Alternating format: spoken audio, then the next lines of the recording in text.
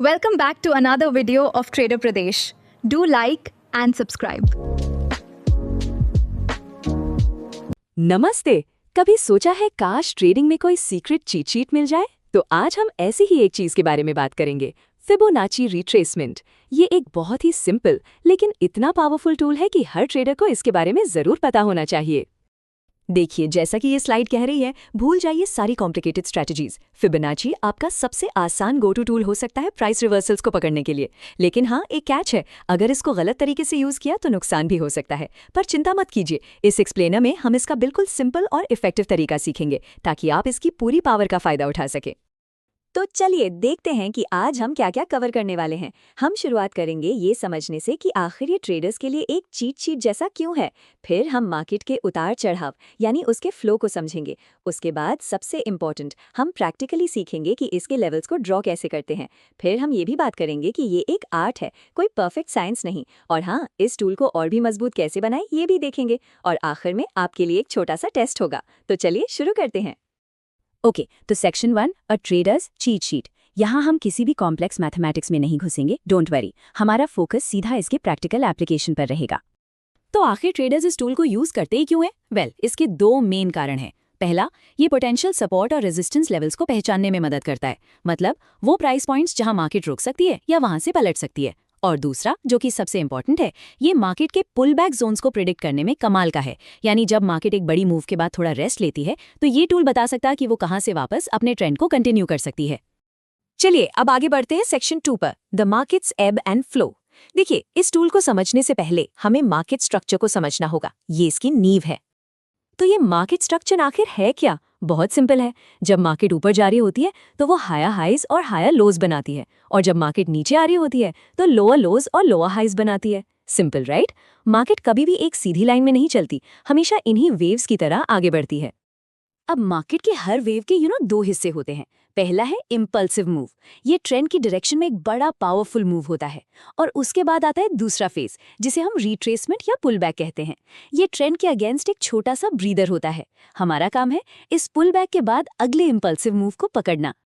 तो यहाँ पर $1 मिलियन क्वेश्चन ये है कि हमें कैसे पता चलेगा कि ये पुल बैक यानी फेज 2 कहाँ खत्म होगा, ताकि हम अगले बड़े मूव के लिए तैयार हो सके। इसका जवाब है, आपने सही सोचा, हमारा फिबोनाची टूल।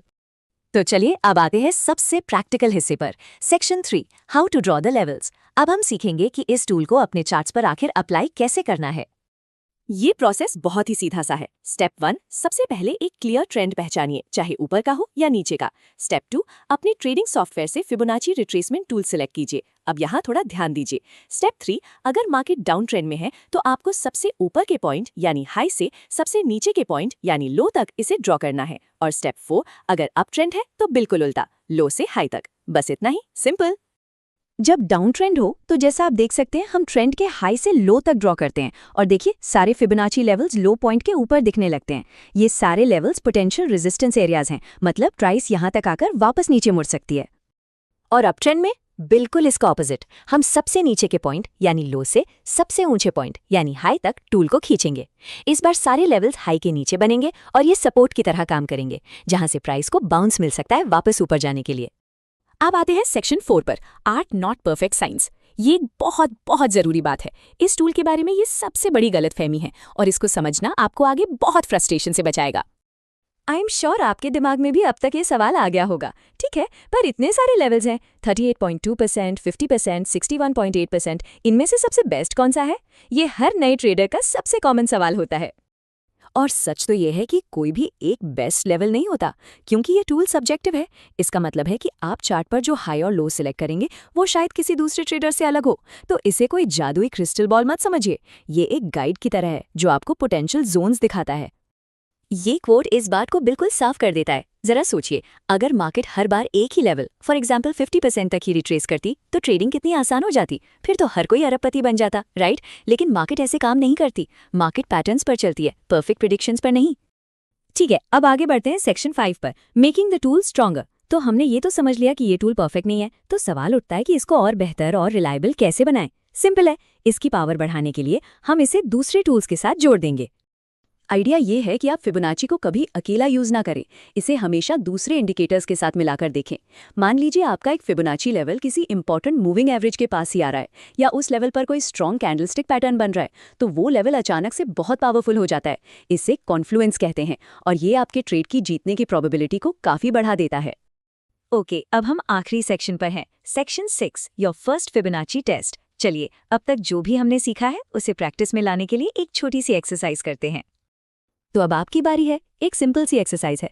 इस एक्सप्लेनर के बाद अपना चार्ट खोलिए, कोई भी मेजर करेंसी पेयर उठा लीजिए, उसके मंथली चार्ट पर जाइए, फिर पिछले महीने का हाई और लो ढूंढकर उन्हें मार्क कीजिए। बस उन दोनों पॉइंट्स के बीच फिबोनाची टूल ड्रॉ कर दीजिए, और फिर देखिए कि प्राइस ने उन लेवल्स पर कैसे रिएक्ट किया। ये प्रैक्टिस आपकी चार्ट आई को ट्रेन करने का सबसे अच्छा तरीका है। तो आखिर में सारा सार क्या है? फिबोनाची टूल को यूज करने का आखिरी मकसद है मार्केट की लहरों के साथ बहना, ना कि उनके खिलाफ जाना। ये आपको मार्केट के नेचुरल रिदम के साथ अपनी स्ट्रैटेजी को सिंक करने में मदद करता है। तो हम आपको इस एक सवाल के साथ छोड़ते हैं, क्या आप मार्केट के इस कुदरती रिदम को पढ़ना सीख सकते हैं? इसका जवाब प्रैक्टिस और ऑब्जर्वेशन में छिपा है। सीखते रहिए, ट्रेड करते रहिए।